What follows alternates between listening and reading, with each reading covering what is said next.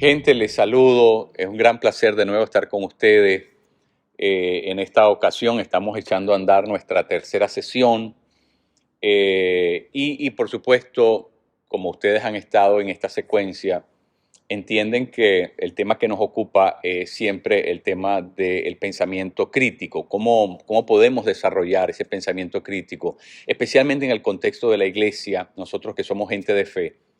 Y por supuesto, el día de hoy vamos a hablar de por qué es que nosotros los cristianos tenemos que estar férreamente capacitados para movernos en esto. Ya les dije y ustedes entendieron que yo les hablé de las razones por las cuales tenemos que hacerlo, pero esas razones que yo mencioné son externas. Ahora me gustaría referirme a las internas, es decir, cuáles son los argumentos internos que nosotros como cristianos tenemos que tener en mente para que de alguna manera abracemos esto que llamamos el pensar críticamente, ¿verdad? Es decir, lo que estoy tratando es de hacer un caso para que ustedes entiendan que este asunto ni siquiera es un asunto opcional, es un asunto de suprema importancia. Si no pensamos bien, no vamos a creer bien. Y si no creemos bien, no vamos a actuar bien. Así que es estrictamente necesario el que nosotros podamos tener esa habilidad de poder pensar bien. Bueno, muy bien. Yo quisiera referirme ahora a los argumentos internos. Los externos eran, bueno, tenemos una cultura, una sociedad que ha cambiado, que tiene unas prerrogativas diferentes a las que nosotros tenemos, pero todo eso tiene que ver con lo de afuera. ¿Cuáles serían los argumentos de adentro? El primero, el que yo quisiera esgrimir esta mañana, es el argumento de que el cristianismo está fundado sobre la verdad.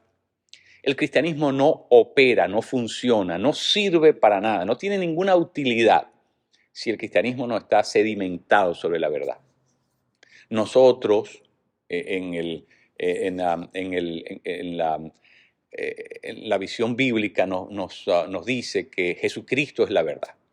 Ahí en Juan 18, en esa conversación con Poncio Pilato, Jesús les dice, para esto he venido al mundo, para dar testimonio de la verdad.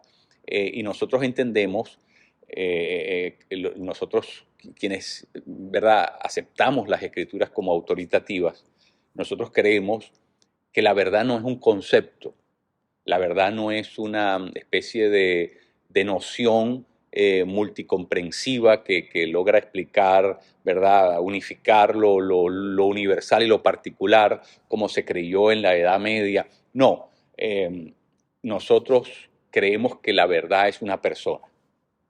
Y cada vez que nosotros hablamos de la verdad, la identificamos como un ser, la persona de Cristo. Él es en sí mismo la verdad. Yo soy la verdad, el camino, la vida. Es decir, todo el discurso cristiano está fundado en lo que llamamos el logos. Cristo es el logos. Juan habla el logos, ¿verdad? En el principio era el logos. La palabra ahí es logos, es el verbo. Y ese concepto es muy importante porque en la mentalidad griega, en el mundo griego, ese término logos era el principio universal que daba significado, sentido a todas las cosas. Entonces, por eso Cristo en el discurso bíblico teológico, Cristo en ese discurso es siempre la verdad. ¿Por qué es importante eso? Porque si nosotros somos gente de la verdad, nosotros no podemos aliarnos, nosotros no podemos, ¿verdad?, aliarnos ni tampoco replegarnos con relación a aquello que no es la verdad. Es decir, ni podemos unirnos a lo que no es la verdad, ni podemos abandonar nuestras posiciones, nuestro puesto ante aquello que no es la verdad. Es al contrario. La fe cristiana tiene que ser una fe apologética, número uno, que eso quiere decir que tenemos que tener una actitud de defender lo que es la verdad. La verdad es patrimonio de la fe cristiana y por lo tanto nosotros no podemos ceder esos espacios. Obviamente estamos viendo en una cultura, que la mencionamos como la cultura posmoderna, en la que la verdad se ha trivializado, se ha banalizado, la verdad ya no es un concepto referencial de carácter universal, sino que la verdad ha venido a ser un concepto, digamos, individualizado, subjetivizado, un concepto de alguna manera que tiene que ver con lo que pasa a puerta cerrada, es decir, es un asunto privatizado. Ya no tiene, ya no regenta, ya no prela a nivel de la sociedad, de la cultura, del mundo, sino que tiene una utilidad estrictamente de puerta cerrada. Es decir, cada quien en la privacidad de su casa determina lo que cree como fundamental. ¿Por qué? Porque la sociedad, la cultura posmoderna se ha organizado al margen de la verdad, lo cual es ilógico, número uno, y eso realmente traté de explicarlo en la sesión anterior, es abrir las puertas a la irracionalidad, ¿verdad? Francis Schaeffer, ese gran erudito cristiano del siglo pasado, hablaba de la sinrazón. Bueno, la posmodernidad es la era de la sinrazón, es decir, cada vez vamos a ver cosas más irracionales. Pero nosotros que somos cristianos, nosotros tenemos un compromiso con la verdad. La verdad es lo más importante. De hecho, lo que nosotros tengamos por verdad es a lo que vamos a comparecer como autoridad. Es decir, lo que nosotros llamemos verdad es a lo que nos vamos a someter, porque la verdad es la que gobierna. La verdad siempre gobierna. Así que si nosotros no tenemos claridad de lo que es la verdad, pues entonces tampoco tenemos claridad de a qué nos sujetamos, a qué respetamos, cuáles son la referencia ante la cual nosotros, ¿verdad? Estamos dispuestos a reorganizarlo todo, estamos dispuestos a repensarlo todo y estamos dispuestos a posicionarnos ante la realidad que está frente a nosotros. Y es eso que llamamos el mundo, el cosmos, ¿no?, en el que nosotros cohabitamos. Entonces, es una gran cosa. En una ocasión le preguntaron a este gran científico ruso, que bueno, tuvo la oportunidad de salir y entrar en el mundo occidental, ¿verdad? Y le preguntaron a él, a Sujarov, que era un hombre que había estado trabajando en el tema de la bomba atómica, y le dijeron, ¿es cierto que la bomba atómica es lo más poderoso que hay en el mundo? Y este hombre dijo, no, lo más poderoso que hay en el mundo es la verdad. Así que la fe cristiana funciona solamente como verdad. Si el cristianismo, ¿verdad?, prueba a ser algo incierto, irreal, especulativo, algo que no está sedimentado, como dije, sobre la verdad, entonces pierde toda su credibilidad, porque se convertiría solamente en una especie de mitología religiosa o en una creencia de dudosa reputación o una especie ¿verdad?, de esoterismo, digamos, de cosa misteriosa, ¿no? Algo un poco gaseoso, evaporado, evanescente. No es la idea. El cristianismo está basado en un evento histórico. El cristianismo es una verdad contundente. Cristo Jesús es un personaje de la historia real y por lo tanto nosotros estamos, ¿verdad?, basando nuestra fe en algo que es auténticamente cierto. Además, que todo lo que nosotros queremos lo obtenemos de las Escrituras y Jesús mismo, ¿verdad?, dice allá en Juan 17:17, dice, santifícalos en tu verdad, tu palabra es la verdad. Así que, ¿cómo sabemos nosotros que estamos basados en la auténtica verdad? Bueno, porque el mismo Dios da referencia de eso. Y la palabra de Dios es verdad, porque la palabra de Dios nunca se ha equivocado. Todas las profecías han tenido cabal cumplimiento a lo largo de la historia y todo lo que se ha emitido, los juicios que se han emitido, ¿verdad? Que Dios emite por medio de estos escritores bíblicos, todos son verificables, todos son ciertísimos. Incluso los lugares geográficos, los tiempos que se mencionan, las etapas de la historia, todo, absolutamente todo, verificable, todo lo que la Biblia dice es cierto. Entonces, nosotros podemos tener reposo en saber que la fe cristiana está fundada sobre esa verdad. Ahora, pero precisamente por eso, precisamente porque nosotros operamos a partir de la verdad, es que nosotros tenemos que ser gente profundamente comprometida con ella. Es decir, nosotros no podemos tener una visión, una cosmovisión de nuestra realidad que no sea formada a partir de la verdad. El cristianismo no es especulativo. Todo lo que nosotros creemos está seriamente acicalado, aferrado a la verdad. Entonces, por lo tanto, eso es un elemento que necesitamos mantener ahí siempre presente.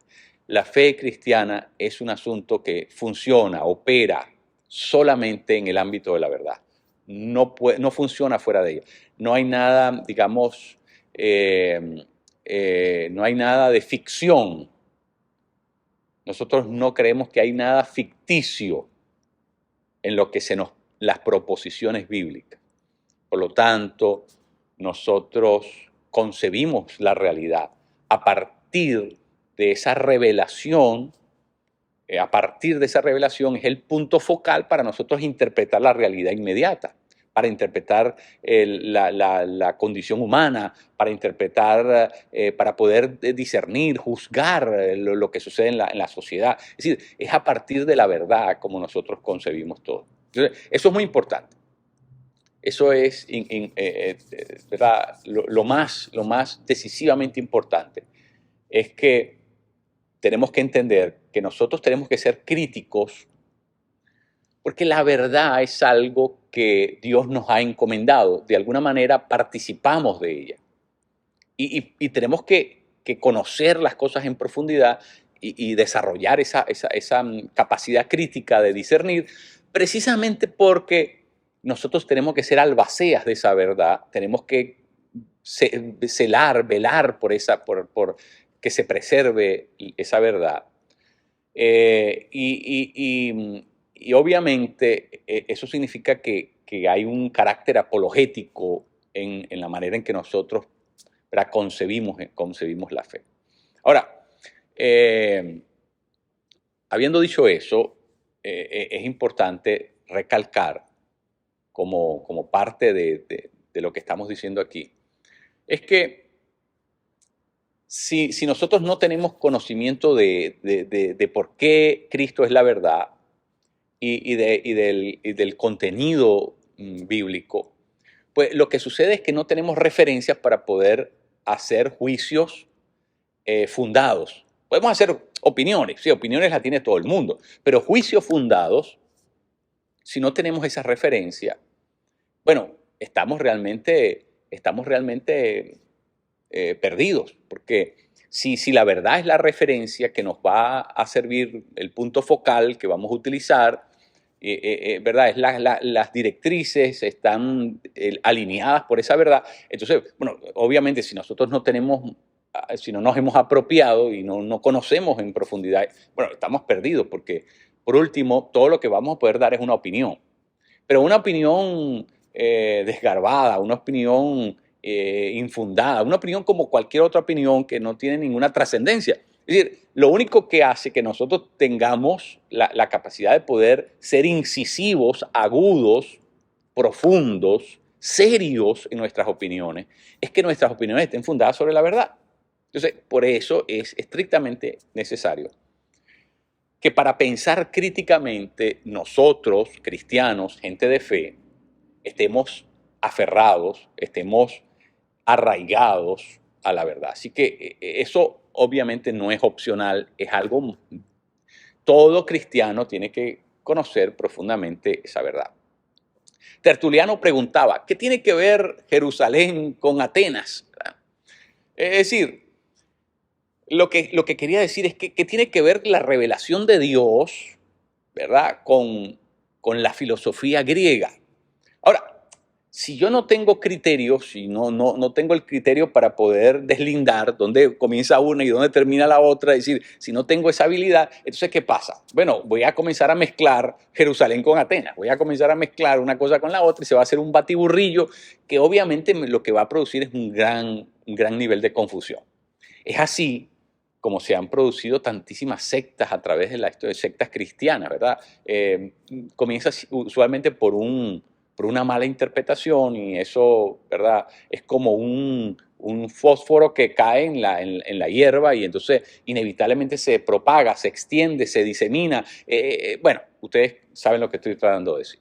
Pero bueno, el asunto es que nosotros somos gente de la verdad. No podemos eludirla. Y lo que eso implica también es que nosotros tenemos que ser defensores de esa verdad. Tenemos que siempre estar alineados, posicionados por esa verdad. Esa verdad determina cómo nosotros vivimos, porque esa verdad ejerce sobre nosotros una autoridad. Ejerce sobre nosotros una autoridad. La verdad siempre manda. El que tiene la verdad es el que manda. Es decir, el que tiene la verdad es el que gobierna. Bueno, por lo menos así es en la concepción del ideal cristiano. Y nosotros sabemos que quien tiene la verdad, por ser la verdad él mismo, es Jesucristo. Y por lo tanto, su señorío está fundado no en su poder arbitrario, no en su digamos, despotismo. No. La autoridad de Jesús, la autoridad que Jesús ejerce, la ejerce por causa de la verdad. Entonces, si no tenemos ese concepto bien amarrado, bien aferrado, lo que va a pasar es que, de nuevo, no vamos a saber dónde está Jerusalén y dónde está Atenas. Y vamos a mezclar cosas que no pueden ser reconciliadas de ninguna manera. De la misma manera que el bien y el mal no pueden ser reconciliados, bueno, la verdad y la mentira no pueden ser reconciliadas. ¿Qué quiere decir eso en conclusión? Lo que quiere decir eso en conclusión es que la verdad es excluyente. Y eso es una mala palabra en nuestros tiempos, porque nosotros hablamos en nuestros tiempos posmodernos, hablamos desde la palabra tolerancia. Lo que se promueve es la diversidad, el pluralismo, es decir, que todo cabe, que todo sirve, que todo, ¿verdad?, puede ser incluido, pero ¿sabe qué? Cuando nosotros hablamos de la verdad, vamos a ser excluyentes. Porque dos cosas no pueden ser verdad al mismo tiempo. Dos proposiciones no pueden ser verdad al mismo tiempo. Si A es la verdad y B no es la verdad, A y B no es igual, no son iguales, son dos cosas diferentes. Por lo tanto, A y B nunca van a poder estar juntos. Se van a excluir mutuamente.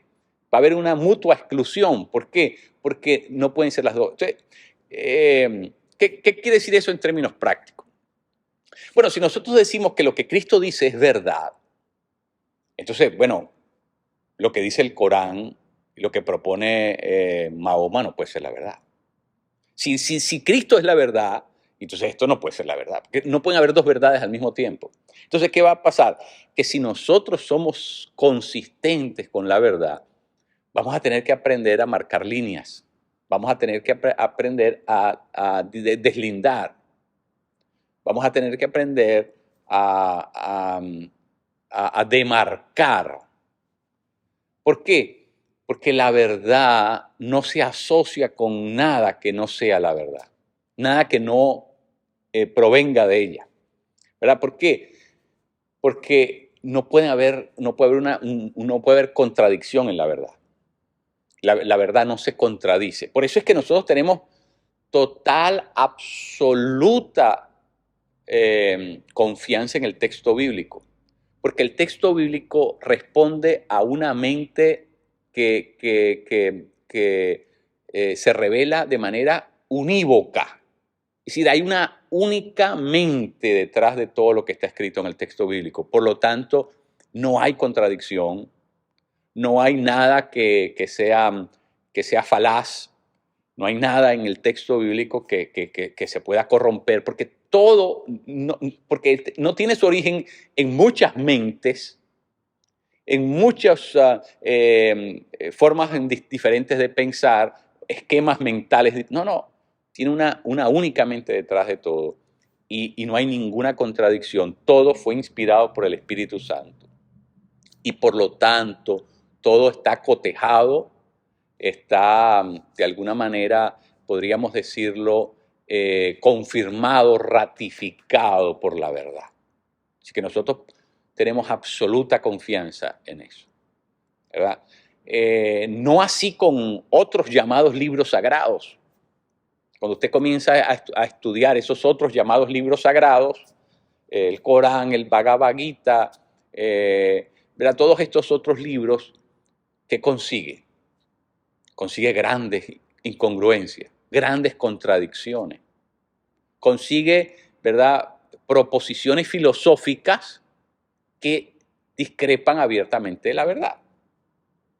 Entonces, eso es precisamente lo que estoy tratando de decir, es que una vez que nosotros nos participamos de la verdad, creemos en la verdad y seguimos a la verdad, inevitablemente, eso va a hacer que tengamos que romper.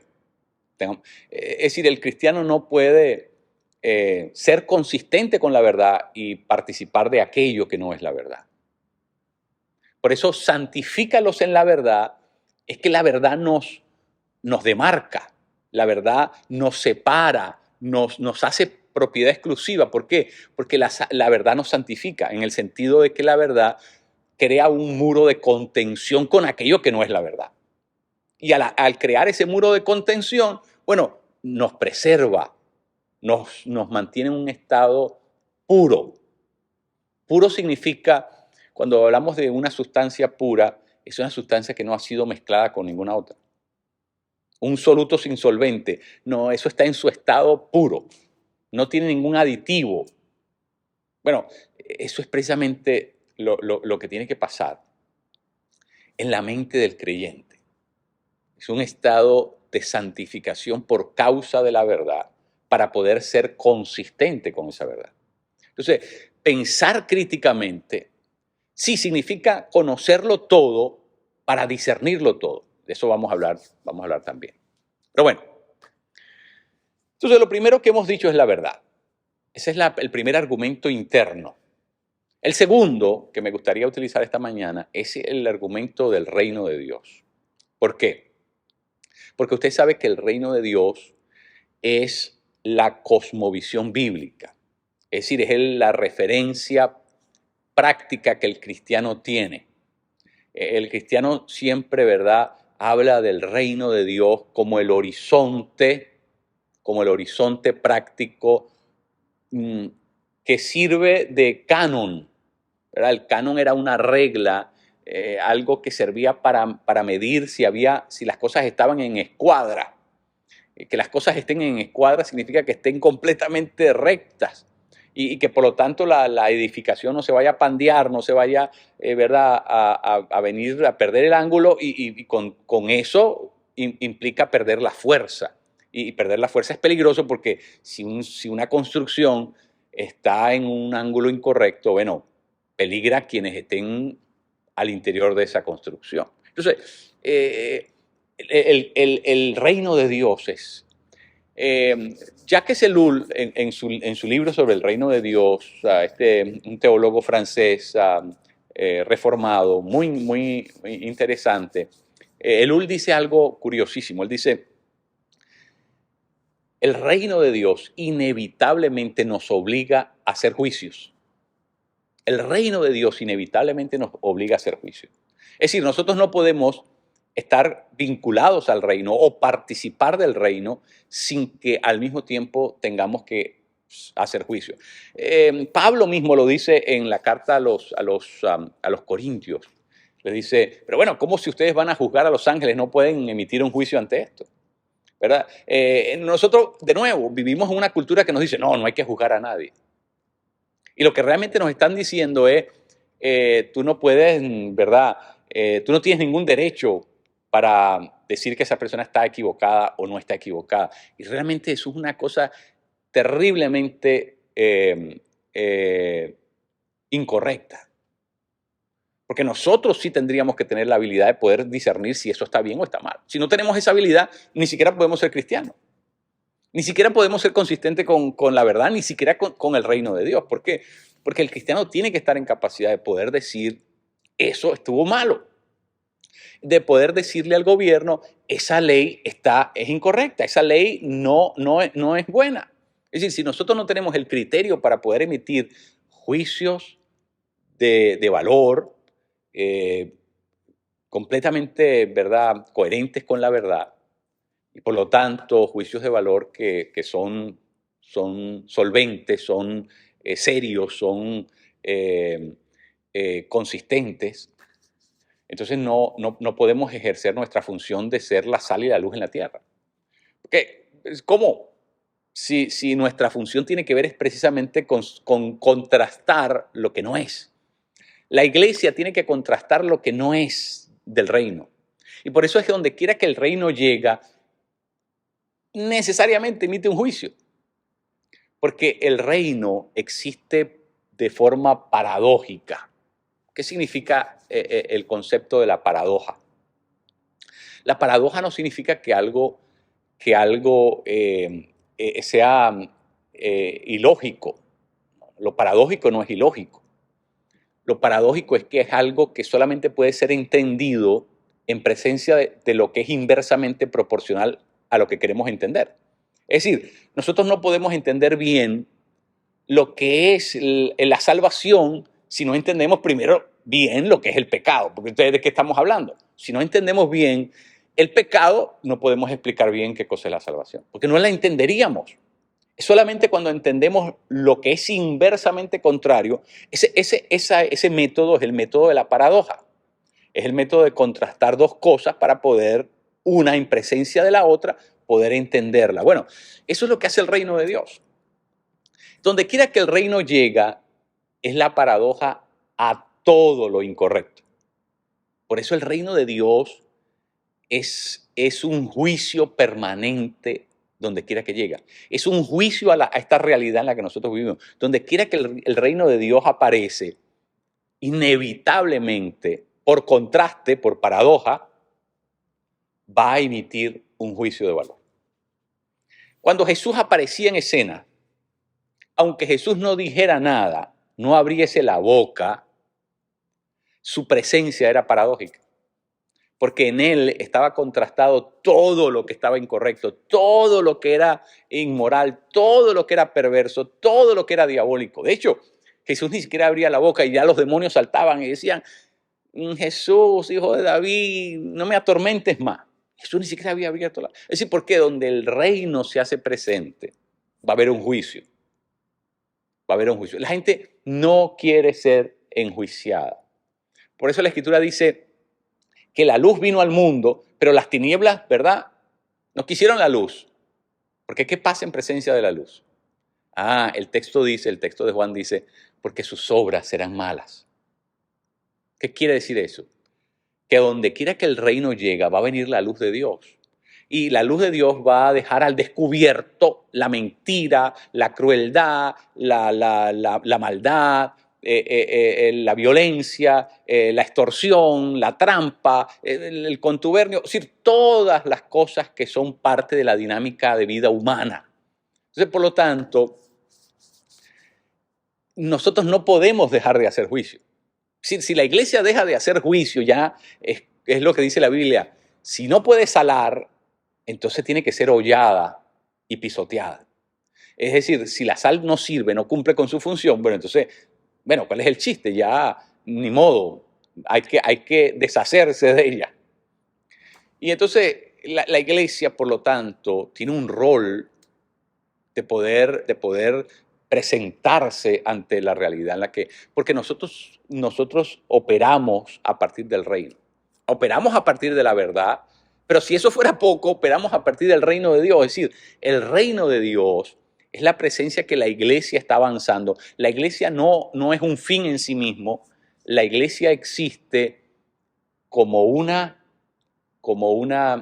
referencia del reino. Si el reino, la iglesia de alguna manera obedece al reino. No es un fin en sí mismo, es un instrumento del reino en nuestro tiempo y en nuestra generación. Es decir, la iglesia no tiene una agenda de ella misma. La iglesia no se autoimpone una agenda.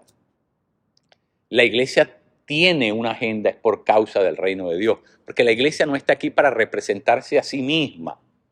La iglesia está aquí para representar el reino. Por eso decimos que el reino es un horizonte. Y por eso nos referimos a la iglesia como la comunidad escatológica del reino. ¿Por qué? Porque la iglesia está viviendo anticipadamente el reino de Dios. Es decir, está viviendo en el presente algo que pertenece al futuro, algo que es estrictamente escatológico. Pero la iglesia comienza a vivirlo hoy. ¿Por qué? Porque la iglesia comienza a implementar los principios del reino de Dios en el aquí y en el ahora. Eso quiere decir que en nuestro presente, ¿verdad? Nuestro presente, de alguna manera lo vivimos de la manera que concebimos el futuro.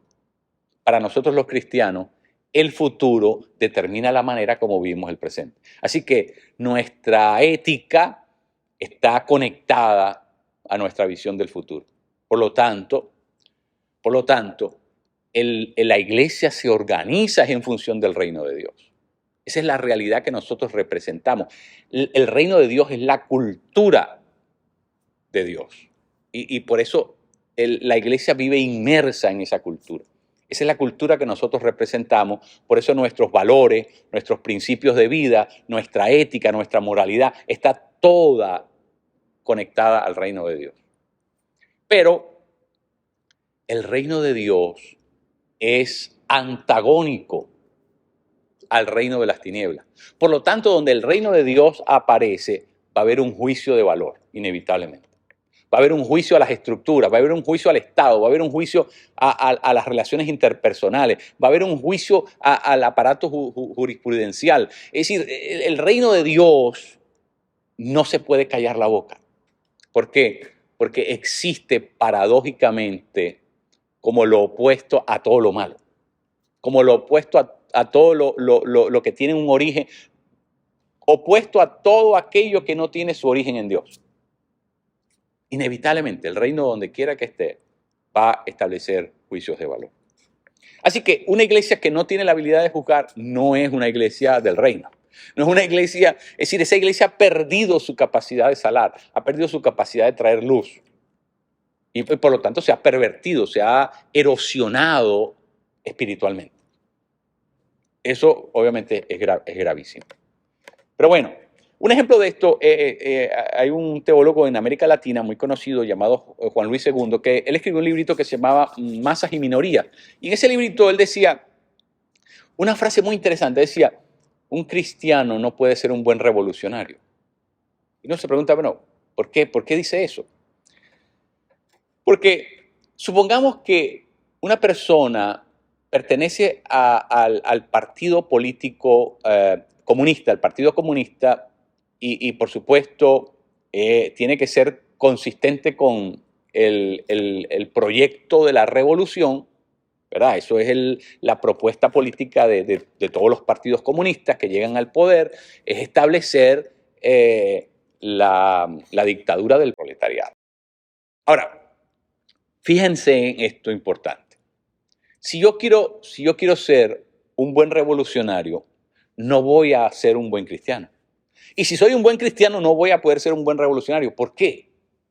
Porque las propuestas son diferentes. Si yo trato de armonizar las dos cosas, ni voy a quedar bien con el reino, ni voy a quedar bien con el Estado. Entonces, voy a vivir en un predicamento, voy a vivir en una situación, en una disyuntiva ética en la que no voy a saber. Entonces, por eso es que él decía, un cristiano nunca puede ser un buen revolucionario. ¿Por qué? Porque el cristiano siempre va a ser hipercrítico del Estado. El cristiano siempre va a ser hipercrítico de las leyes. El cristiano siempre va a ser hipercrítico de las relaciones interpersonales, de las relaciones sociales. Va a buscar discernir más allá de lo que se puede ver. Entonces, por lo tanto, no va a poder ser consistente. Entonces, por eso el cristiano solamente puede ser o buen cristiano o renunciar a hacerlo y convertirse en cualquier otra cosa, pero no, lo que no puede ser las dos cosas al mismo tiempo. No va a poder mezclar las dos cosas al mismo tiempo. No es posible. No es posible. Tenemos que entender esa dinámica. En el Nuevo Testamento nosotros tenemos el caso de Gamaliel. Si Gamaliel quería ser un buen miembro del Sanedrín, tenía que callarse la boca e ir con lo que la mayoría decía, y era, acaben con los cristianos. Esa era la opinión, digamos, consensual, mayoritaria del Sanedrín. Acabemos con esta secta de los cristianos. Pero Gamaliel se para y dice, espérate, ¿qué pasa si esa gente son los que tienen la razón? ¿Qué pasa si ellos son los que tienen la verdad? Y nosotros comenzamos a perseguir los intereses de Dios. Si esta gente no son de verdad, no provienen de Dios, y ese Mesías que ellos proclaman, eso se va a venir al suelo, se va a esfumar, ¿verdad? Se va a autodestruir. Qué tremendo, ¿verdad? ¿Por qué? Porque nosotros, como gente de fe, nosotros no podemos emitir un juicio basado solamente en lo que nosotros consideramos como bueno o malo.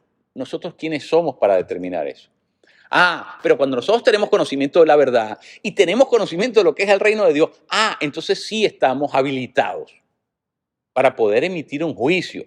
No nuestro. Nosotros no nos representamos a nosotros mismos. Nosotros no lanzamos opiniones. Eso es algo muy peligroso lo que está pasando en las redes sociales, donde cualquier cristiano, ¿verdad?, quiere emitir un... No, si nosotros vamos a emitir un juicio, ese juicio tiene que ser un juicio basado en lo que nosotros creemos. Tiene que tener una referencia superior a nosotros mismos, porque nosotros no somos la categoría de valores. Nosotros no establecemos las normas. Nosotros vivimos en conformidad con la verdad y con el reino de Dios. Entonces, eso es supremamente muy importante.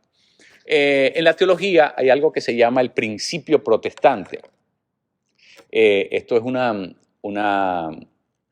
eso es parte de lo que se llama la teología de Paul Tillich. Y Paul Tillich básicamente lo que decía es que el principio protestante es lo que los reformadores afirmaron, que ellos no iban a comprometer la verdad, ni iban a comprometer el evangelio con nada, porque lo único estrictamente divino era el evangelio, y todo lo otro, ¿verdad?, podía divinizarse, podía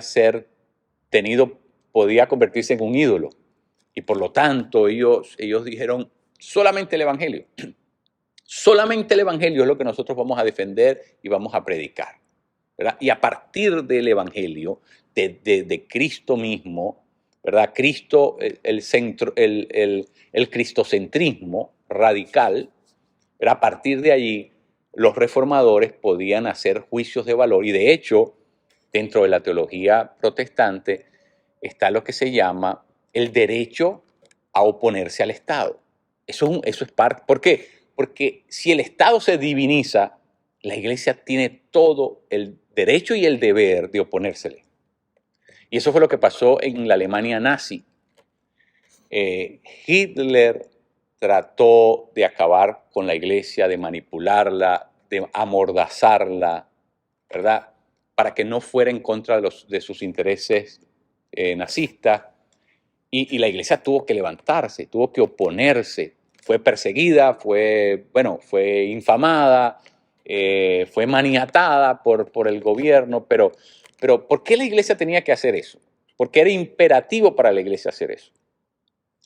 Porque una vez que nosotros entendemos que el único Dios es el Dios de la Biblia, todo lo otro que quiera divinizarse tiene que ser, tiene que ser atacado, tiene que ser criticado, tiene que ser cuestionado. Porque si nosotros no lo hacemos, nosotros estamos aceptando la divinidad de eso que se propone. Y por lo tanto, la iglesia, ¿verdad?, tiene una tradición, que es lo que llamamos la tradición profética. Y ese es el tercer elemento. La iglesia tiene una tradición que es la tradición profética. Si usted lee el Antiguo Testamento, usted se dará cuenta que cuando Dios quiere dar su opinión en medio de esa vorágine de opiniones en el que el ser humano vive permanentemente, Dios manda un profeta. Porque el profeta es la voz de Dios ante la sociedad de los hombres, el mundo humano. ¿Verdad? Dios se abre paso de manera, su voz alterativa se oye por medio del profeta. Entonces el profeta viene a decir las cosas como son. El profeta no está en contubernio con nadie.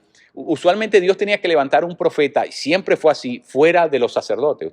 La casta sacerdotal usualmente estaba en la nómina de pago del rey. Ese no podía morder la mano que le daba de comer, y entonces, por lo tanto, los profetas nunca eran sacerdotes, porque los sacerdotes estaban comprometidos, tenían sus intereses ya comprometidos. Y entonces Dios tenía que levantar, ¿verdad?, a alguien que no tuviera nada que ver con esta gente, y entonces hablaba por boca de esta gente, en contra de esos contubernios, en contra del aparato religioso de Israel, en contra de los reyes, porque estos profetas, ¿verdad?, no estaban emitiendo su propio juicio, no estaban emitiendo su propia opinión, estaban hablando por boca de Dios. Ese es el ministerio profético. El ministerio profético se caracteriza por dos cosas: por denunciar y por anunciar. ¿Qué cosa denuncia?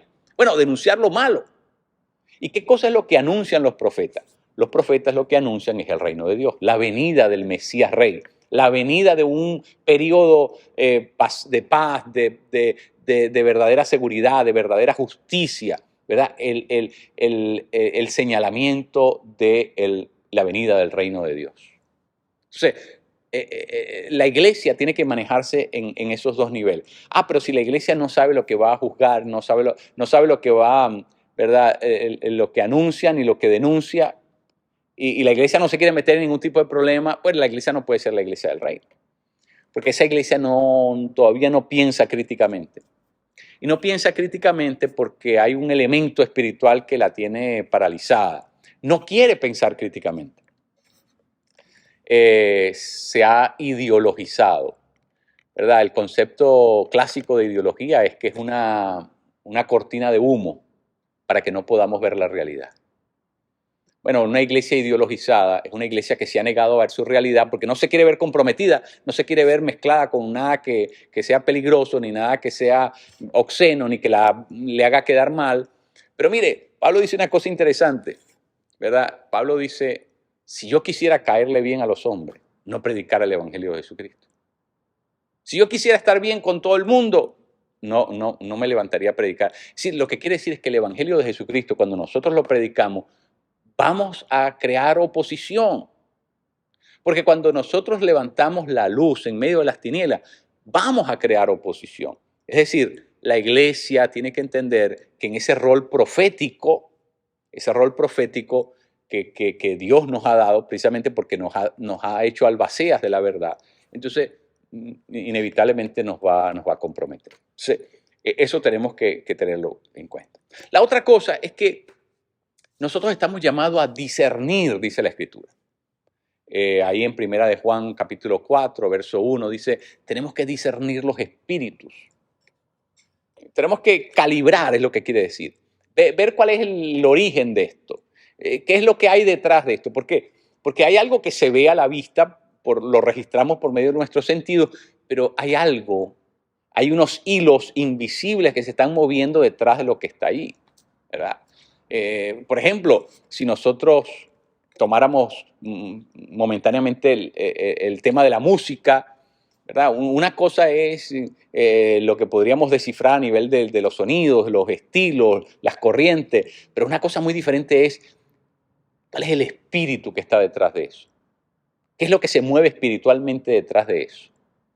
Entonces, eso es una forma diferente de calibrar las cosas. Bueno, el cristiano tiene la habilidad, porque está capacitado por el Espíritu de Dios, para ver, para poder hurgar, para poder penetrar, para poder observar y para poder hacer un juicio de valor de cosas que no se ven a simple vista. Están ocultas al ojo humano, están ocultas a los sentidos humanos. Y la iglesia está llamada a discernir esos espíritus. La lucha en la que la iglesia está es una lucha de una realidad invisible. Y la iglesia tiene que poder desarrollar esa agudeza, esa sensibilidad espiritual de poder mirar más allá de lo que se mira, de lo que todo el mundo mira, ¿verdad? Porque si nosotros no podemos detectar eso y llamar a las cosas por su nombre y poder ver el estratagema diabólico de destrucción que se oculta detrás de eso, ¿verdad? Detrás de la cortina de humo. Si no podemos ver detrás de la cortina de humo, bueno, entonces la iglesia está inhabilitada para poder desempeñar su función plenamente como Dios lo quiere. Y eso, naturalmente, va a hacer que la iglesia no solamente sea extremadamente susceptible a todas estas corrientes diabólicas que están ocultas, ¿verdad? Sigilosas, que están enmascaradas con muchos de los eventos o de los sucesos, de los elementos que forman parte de la sociedad humana. Pero no solamente va a ser susceptible a eso, va a ser vulnerable a eso.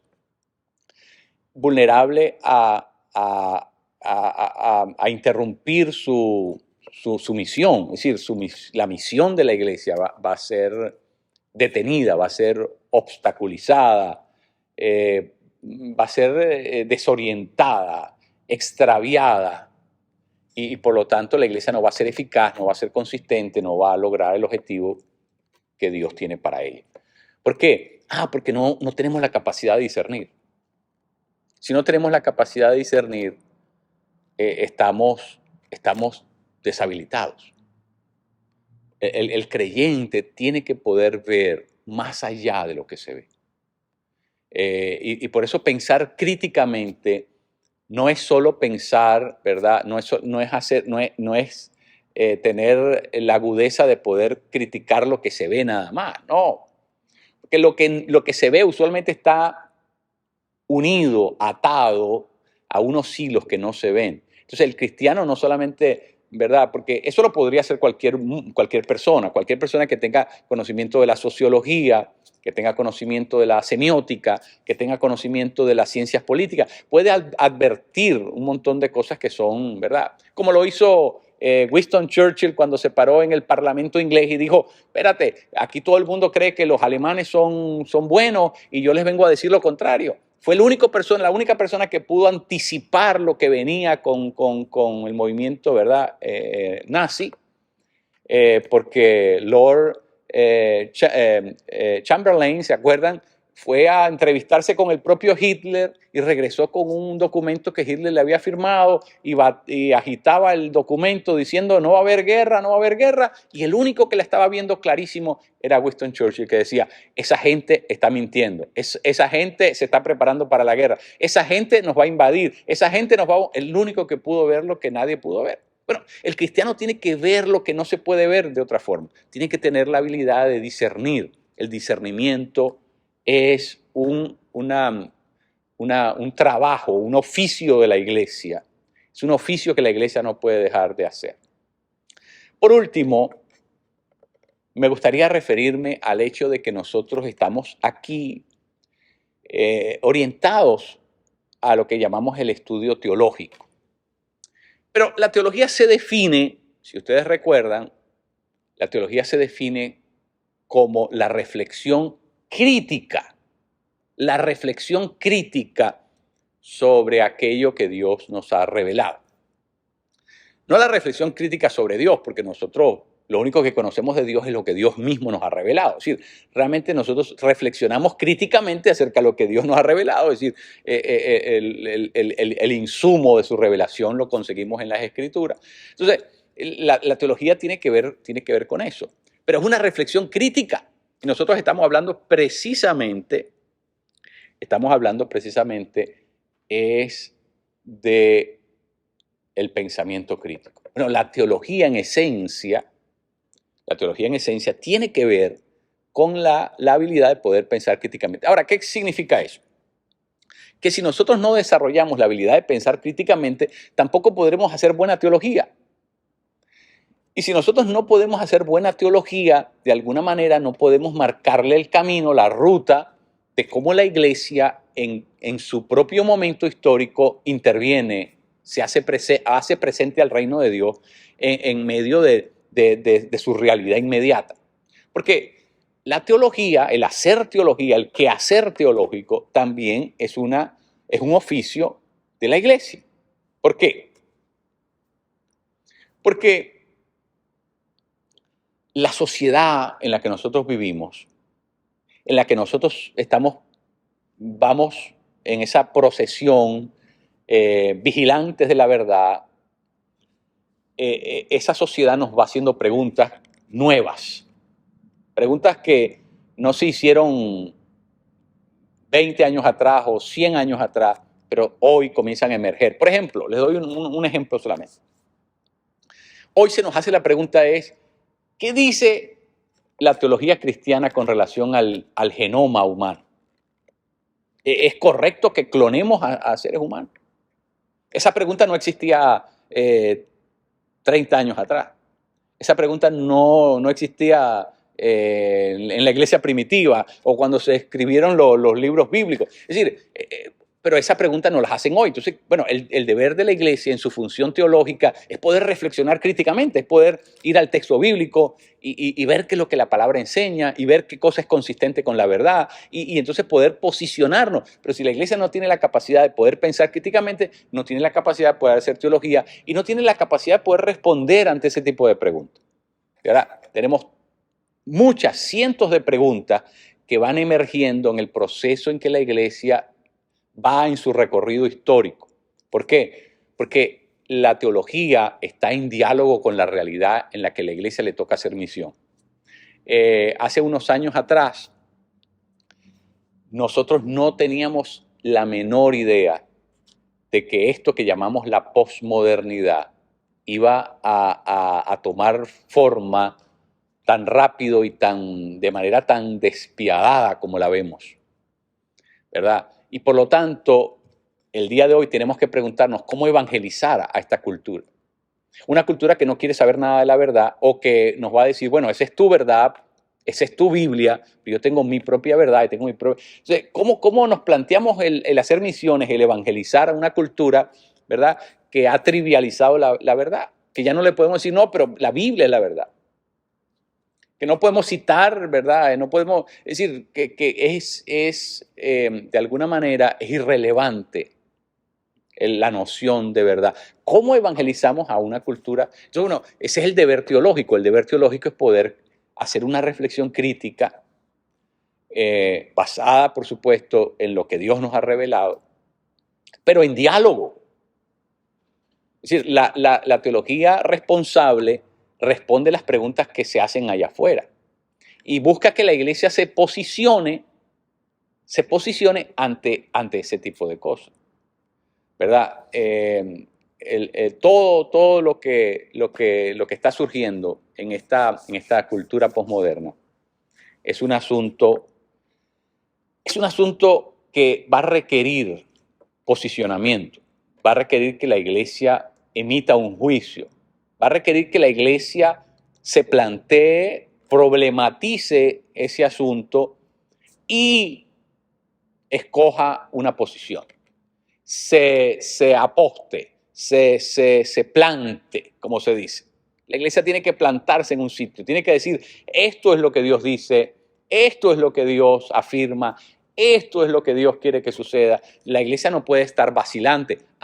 Pero si la iglesia no puede emitir un juicio crítico, no tiene una reflexión crítica, en otras palabras, no puede hacer teología. Entonces, bueno, eso quiere decir que la iglesia tiene un hándicap, ¿verdad? Tiene un impedimento. Y ese impedimento no le va a poder, no le va a ayudar a ser más eficiente y eficaz en ejecutar su misión en medio de una cultura, una sociedad como la que tenemos el día de hoy. Pero bueno, para resumir, en estos pocos minutos que quedan, solamente para efectos de resumir, lo que estamos diciendo es que así como hay una exigencia externa, es decir, hay una razón por la cual la iglesia tiene que aprender a pensar críticamente, porque estamos siendo exigidos, estamos siendo retados, estamos siendo desafiados por una serie por la forma en que la cultura se está organizando allá afuera. También hay unas razones internas, y es lo que hemos visto en esta tercera sesión. Hay unas razones internas que tenemos que observarlas, tenemos que meditarlas, tenemos que tomarlas en cuenta, que no nos permiten permanecer impávidos, permanecer pasivos ante lo que sucede afuera, sino que al contrario, la iglesia está llamada, empujada, ¿verdad? Desde adentro también, a que nosotros podamos representar a Dios delante de esta sociedad en la que nosotros vivimos, delante de esta cultura que se está cayendo en pedazos y que necesita escuchar la voz de Dios, la voz alterativa de Dios hablando en medio de todo esto. La iglesia no puede replegarse, la iglesia no puede esconderse, la iglesia no puede faltar, no le puede ser infiel a Dios en medio de la corrupción en la que nosotros vivimos. Entonces la iglesia tiene que pensar críticamente. Y la iglesia tiene que poder desarrollar la capacidad de formular su protesta, su profetismo bíblico. Tiene que saber ejecutarlo, tiene que saber llevarlo a cabo. Y por lo tanto, nos resulta inevitable el que nosotros tengamos que estudiar esto, hacernos consciente profundamente de esto. Así que, bueno, quería dejar eso con ustedes en esta tercera sesión. Así que vamos a seguir la progresión de lo que estamos estudiando. Así que en nuestra próxima clase vamos a ver cómo es que transiciona esos procesos de lo que vamos a llamar la concientización. ¿Ok? Vamos a hablar la próxima sesión sobre la concientización y los distintos modelos propuestos para eso. ¿Ok? Así que nos veremos en la próxima sesión.